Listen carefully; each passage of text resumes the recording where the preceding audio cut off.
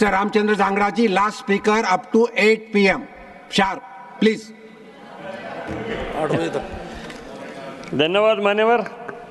समय आपने इतना कम दिया है, वो आंकड़े वाकड़े तो ये हरियाणा का आदमी वैसे ज़्यादा आंकड़े जानता भी नहीं है, क्योंकि वो एक हरियाणा के घर में चोर बढ़ गया था तो कहने लगा, वो थाने में गया, जी मैं चोर को बांध के आया हूँ पैरों से और जल्दी मेरे घर में चलो उसको पकड़ो। कहने लगा पैर बांध के आया है, यार तू अच्छा आदमी है, हाथ खोल लेगा वो, फिर वो हाथों से बोला भी वो भी हरियाणा का, उसको भी ध्यान नहीं आएगी कोई ऐसी बात, चोर भी हरियाणा का। तो अब आंकड़े वाकड़े तो कैसे कहें जी हम।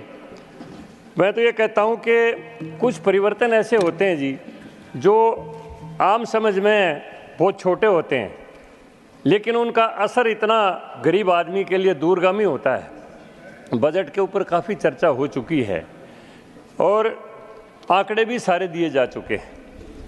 देखिए, मैं एक बात कहूँगा, यूपीएससी के एग्ज़ाम हमेशा अंग्रेजी में होते थे, इंटरव्यू भी अंग्रेजी में होते थे। गांव में प्रतिभाओं की कोई कमी नहीं है, लेकिन भाषा की उनके सामने कठिनाई थी।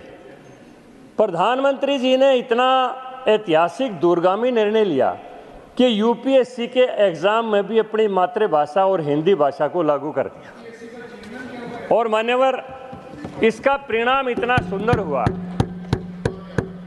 साधारण घरों के बच्चे आईएएस और आईपीएस बनने लगे, क्योंकि भाषा की कठिनाई उनके जो सामने थी वो दूर होगी। ये निर्णय बहुत छोटा सा दिखाई देता है, लेकिन गरीब आदमी के लिए इसके कितने दूरगामी परिणाम हैं, ये सारे देश के सामने अब बातें आई हैं।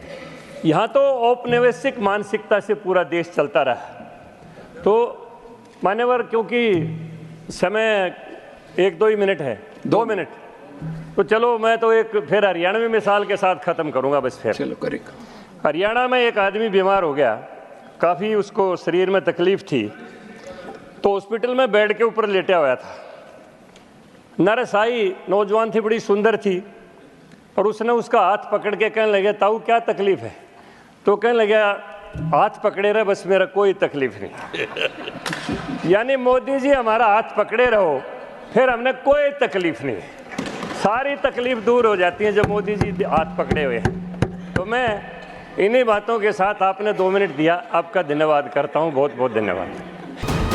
वीके न्यूज, राष्ट्र के नाम।